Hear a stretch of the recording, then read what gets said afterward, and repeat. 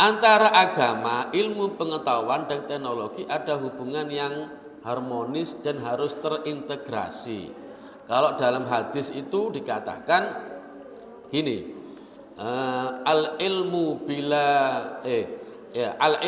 bila amalin kasyajari bila samarin. Ilmu itu kalau tidak dipraktekkan, kalau tidak diamalkan, maka dia bagaikan pohon yang tidak ada buahnya. Ya, hari ini kita membahas tentang iptek dalam perspektif Islam. Iptek itu apa? Iptek itu ya, ilmu pengetahuan dan teknologi. Apa sih bedanya iptek bedanya ilmu dengan teknologi? Ilmu pengetahuan dan teknologi, bedanya apa? Ayo, apa kira-kira bedanya? Kalau ilmu pengetahuan masih sebatas pada teori, ya. Sementara teknologi itu adalah implementasi dari teori tersebut. Dan pengertian atau secara praktis, teknologi itu adalah sesuatu yang memudahkan dan mempercepat suatu pekerjaan manusia. Itu namanya teknologi. Satu contoh begini.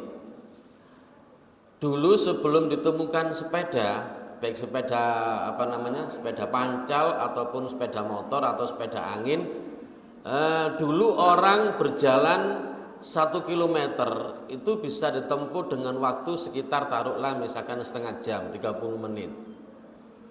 Setelah kemudian ditemukan sepeda ontel ya, sepeda pancal itu loh ya.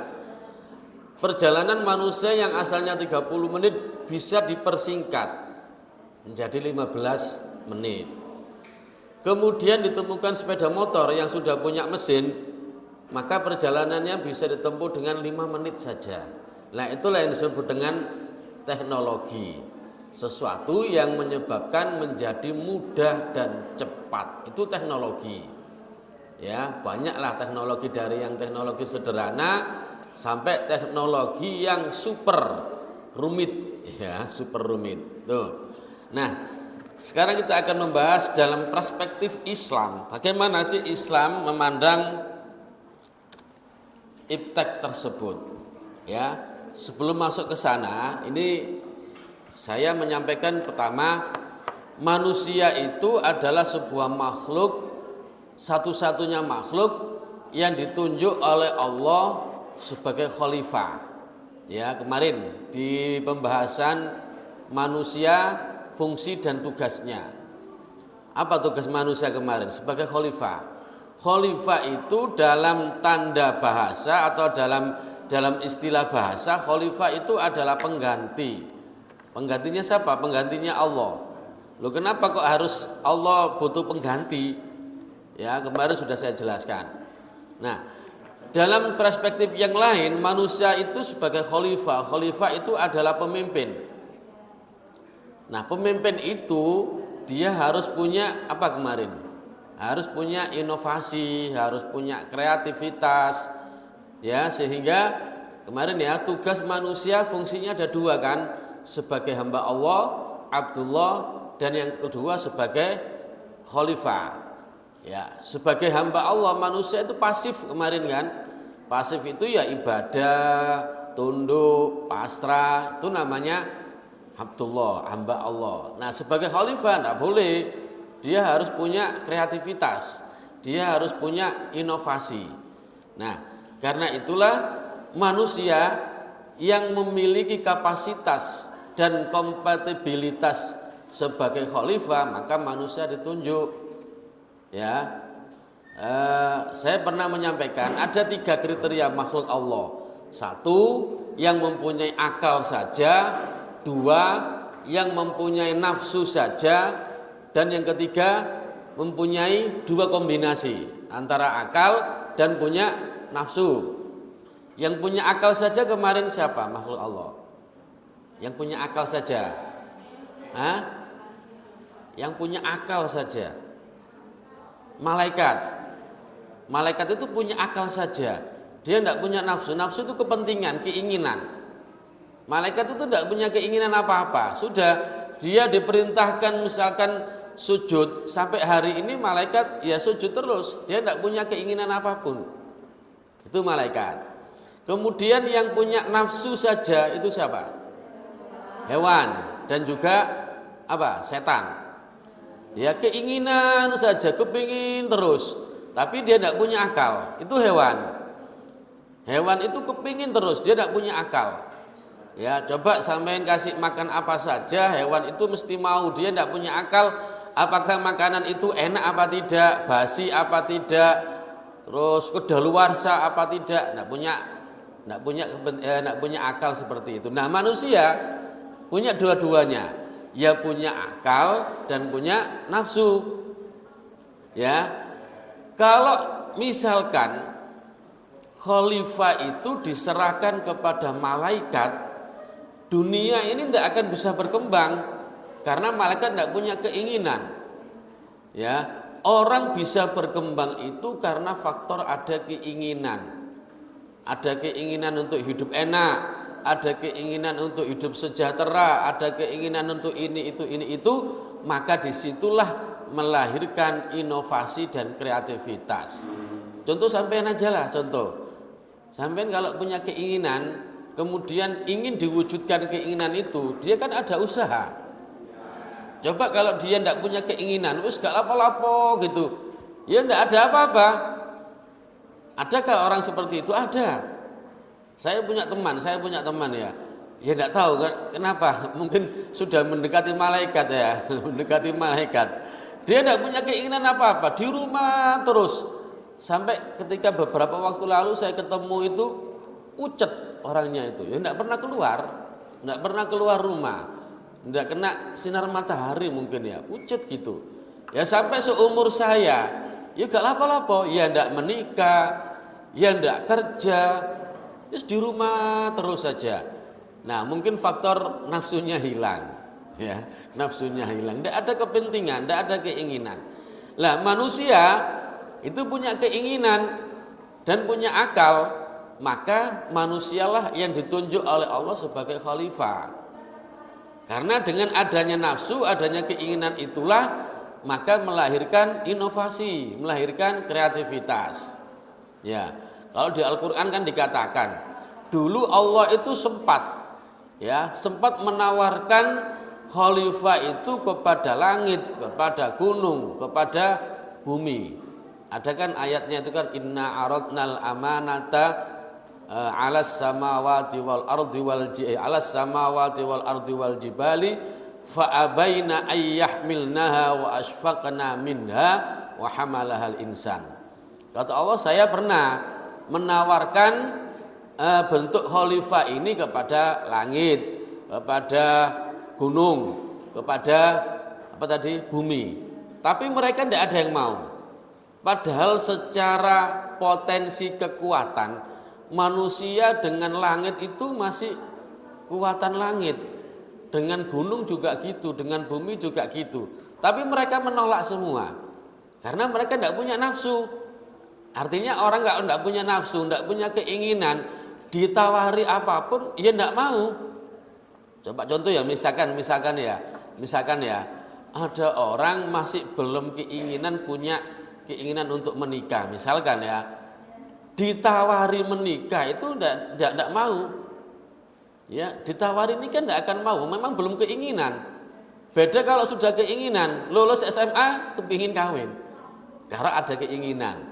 Nah, akhirnya kemudian khalifah itu diserahkan pada manusia. Ini manusia punya potensi akal dan juga nafsu. Maka disitulah nanti lahirlah ilmu pengetahuan dan teknologi. Nih, tadi sudah pengetahuan apa definisinya? Segala sesuatu yang diketahui oleh panca indera, intuisi dan akal. Panca indera itu panca itu 5. Panca indera. Apa saja panca indera itu? Mata, telinga, hidung enggak hidung ya? Hidung, mata, Mata, telinga, hidung, mulut, satunya lagi apa? Kulit. Ya, kulit. Artinya penglihatan, pendengaran, penciuman, terus mulut itu apa? Perasa, kalau kulit meraba. Iya. Nah, artinya gini, seseorang itu bisa mengetahui lewat 5 ini. Sampai tahu ini warnanya hitam dan putih lewat mata. Ya. Maka melahirkan sebuah definisi, oh ini warnanya hitam. Sampai bisa membedakan suaranya anjing dan kucing bukan dengan mata tapi dengan pendengaran. Oh itu namanya kucing kalau seperti itu bunyinya. Oh itu namanya anjing kalau bunyinya seperti itu. Sampai bisa membedakan rasanya gula dan garam lewat apa? Ini pengecap tadi, perasa tadi, mulut. Oh ini podo-podo potene, sama-sama putihnya, tapi rasanya beda sehingga namanya juga beda. Satunya garam, satunya gula. Terus sampean bisa merasakan, contohnya apa? Yang kalau kulit itu meraba, contohnya apa? Batu ya. Antara batu dengan tepung misalkan. Oh ini batu karena kasar, karena keras. Oh ini lembut, maka ini adalah tepung. Ya itu namanya pengetahuan dihasilkan oleh panca indera. Kemudian intuisi. Intuisi itu sejenis firasat, ilham. Ya itu intuisi. Ya ini tidak semua orang punya intuisi, tidak semua orang.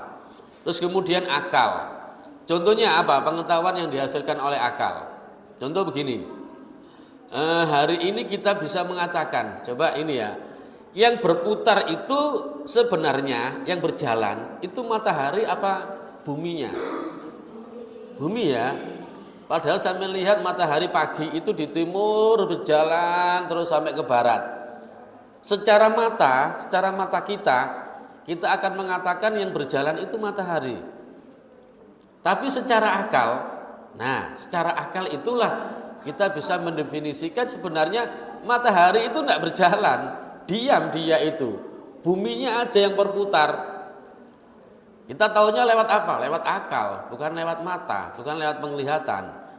Ya, itu. Makanya pengetahuan itu dihasilkan oleh 3 tadi itu, panca indera, intuisi dan akal.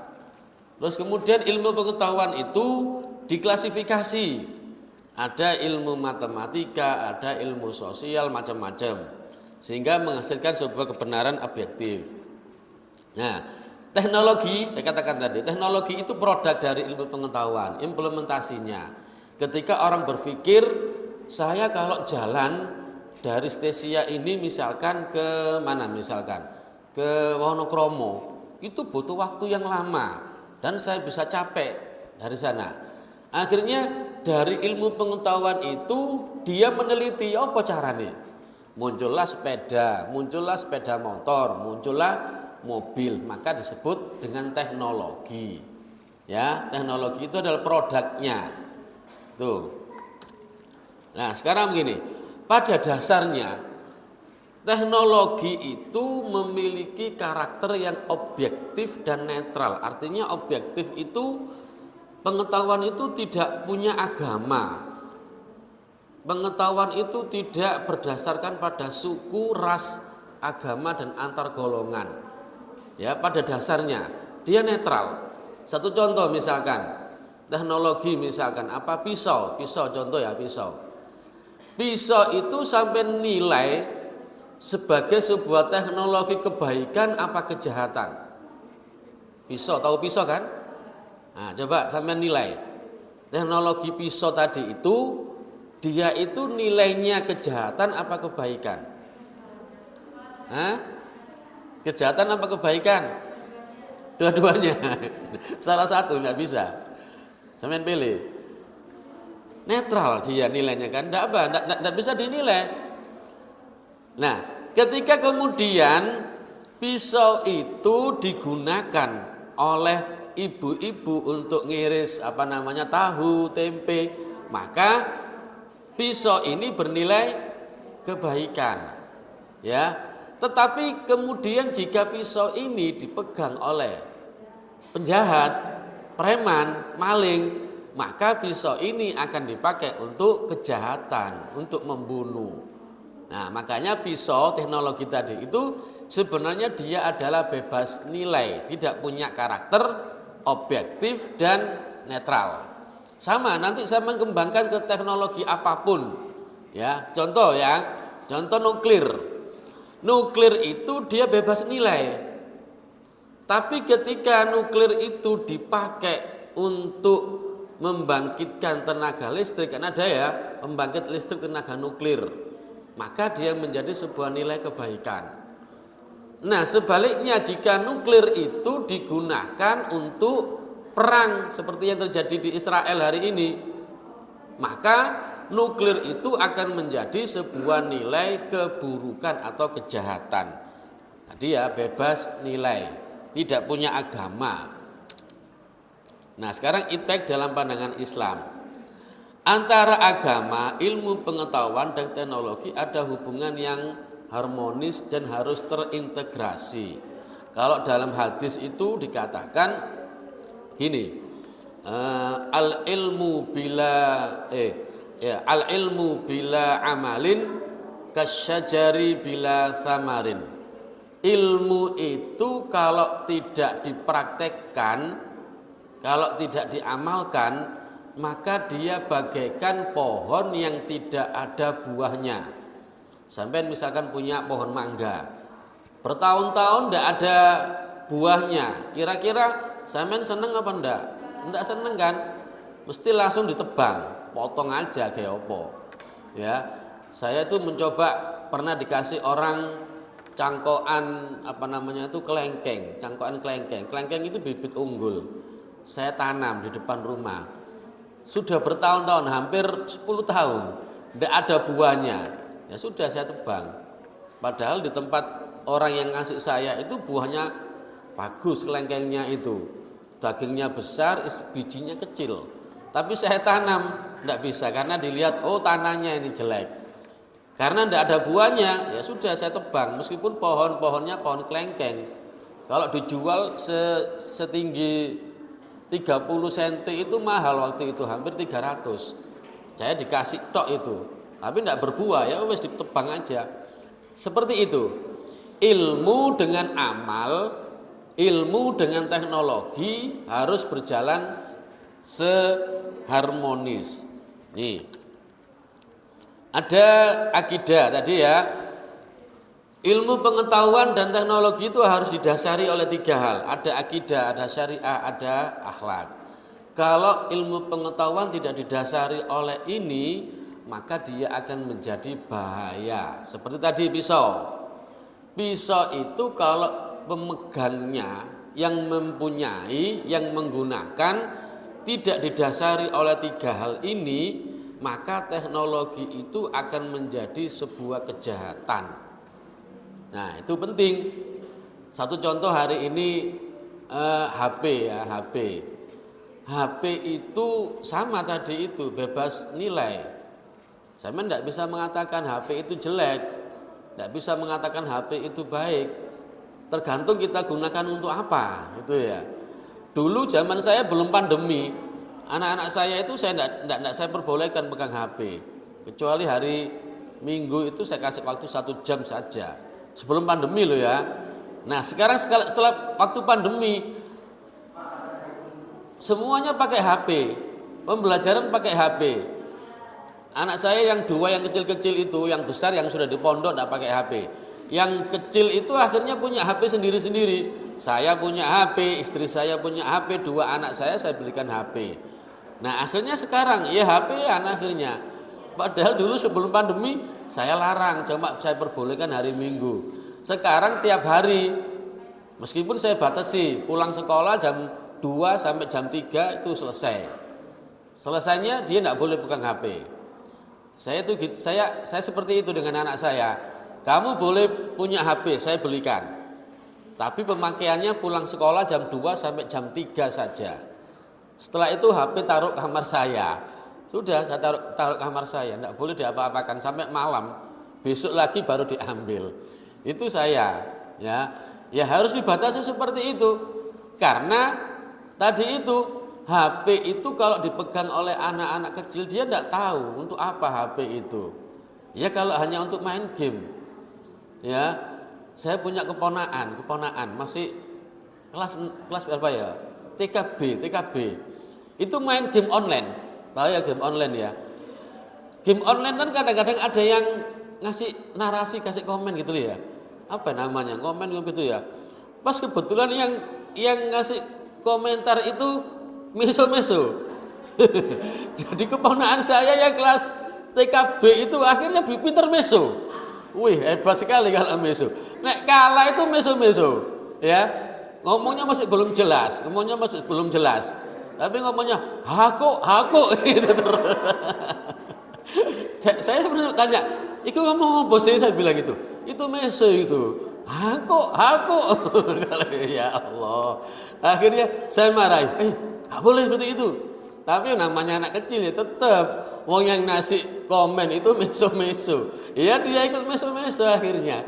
Nah itu anak kecil tidak tahu, makanya harus dibatasi. Ya. Tadi itu teknologi. Nih saya lanjutkan ke sini. Ya. Sebenarnya Islam itu sangat konsen sekali dengan ilmu pengetahuan. Makanya ayat yang turun pertama kali yang diturunkan kepada Nabi Muhammad itu surat apa itu? Surat Al-Alaq kan? Ya, Al-Alaq itu perintah untuk apa? Membaca, Iqra ya. Membaca itu apa sesuatu harus ada tulisannya kan enggak ya? Membaca itu bisa mengartikan menganalisa. Nabi Muhammad itu enggak bisa membaca kok. Maka Iqra itu bisa diartikan menganalisa. Nah, itu disebut dengan ilmu pengetahuan. Ini ada Al-Qur'an, ada alam. Itu adalah ilmu pengetahuan. Lalu saya lanjutkan. Nih, Islam itu pernah menguasai dunia ketika Islam berada di Spanyol, Andalusia. Spanyol dulu itu namanya Andalusia. Nah, Islam di situ pernah berjaya dengan ilmu pengetahuannya. Jadi begini, dulu itu tidak ada penjurusan dalam ilmu pengetahuan, tidak ada jurusan akuntansi, manajemen, tidak ada jurusan matematika, kedokteran, tidak ada. Semua diajarkan di sekolah. Semua diajarkan mulai TK sampai perguruan tinggi diajarkan. Sehingga dulu orang-orang Islam di zaman Andalusia di Spanyol itu mereka yang ahli kimia itu juga menguasai Al-Qur'an, hafal Al-Qur'an. Mereka yang ahli matematika itu juga pandai membaca Al-Qur'an, bahkan hafal. Tadi ya yang dikatakan Al-Haytami, ada namanya Al-Khwarizmi. Al-Khwarizmi itu penemu teori logaritma. Tahu logaritma, Amin? Sinus, kos ya, sin, kos, tangen itu logaritma. Itu penemunya orang Islam, Al-Khwarizmi. Makanya namanya logaritma. Terus yang penemu matematika, dulu itu angka itu ndak ada nol. Sampean pernah lihat di huruf angka Romawi ada nol ndak? Ndak ada kan, 1, 2, kalau 10 itu berapa? X 50. 50 ayo. L. Ya. Nah, 100. M. Ya. Bukan. M apa C?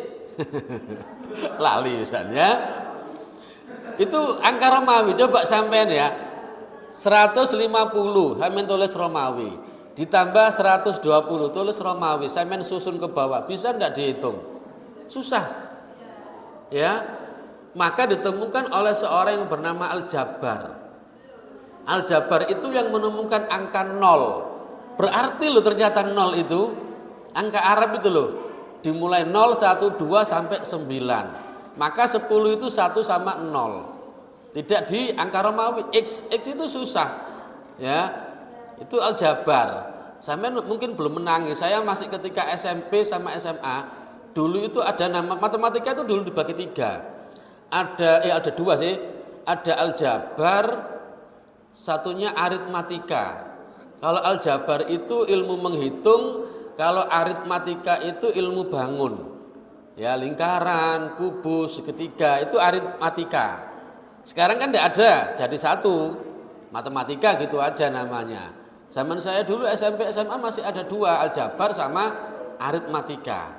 Itu penemunya orang Islam. Ya, namanya aljabar tadi itu. Di mana? Di Spanyol. Nah, berarti sumbangsi umat Islam kepada peradaban dunia begitu besar. Angka 0 saja bisa merubah dari semua perhitungan. Coba kalau tidak ada angka 0, susah kita menghitung. Bahkan pemrograman komputer itu menggunakan angka 0, disebut angka biner kalau nggak salah itu ya. Itu harus ada 1 dan 0-nya. Kalau tidak ada 0 tidak bisa dihitung angka itu. Ya. Nah, itu penemuan yang dipelopori oleh umat Islam. Al-Jabar, Al-Khawarizmi, terus Al-Haytami. Terus yang penemu kimia itu siapa saya lupa. Itu mereka tidak hanya menguasai ilmu pengetahuan, tapi mereka juga hafal Al-Quran. Nah, karena dulu apa? Dulu belum dipecah-pecah ilmu itu. Sekarang dipecah-pecah ketika sampai kuliah. Ada jurusan sendiri akuntansi, ada manajemen, nanti yang hukum ada hukum ABC, yang macam-macam. Ya. Dulu enggak, satu. Terus saya lanjutkan. Nih, dalam Islam tidak ada pemisah antara agama dengan pengetahuan. Islam itu bukan sebuah agama yang anti perkembangan ilmu pengetahuan, enggak. Islam itu membolehkan apa saja. Ya, tapi iptek harus dipakai sebagai sarana untuk ibadah, bukan untuk yang lainnya. Apalagi untuk kejahatan enggak boleh. Udah habis ini. Oh, sudah habis berarti. Udah itu ya, nanti kita lanjutkan berikutnya. Oke. Kelompok berapa tadi? Kelompok 3. Ya, silakan kelompok 3.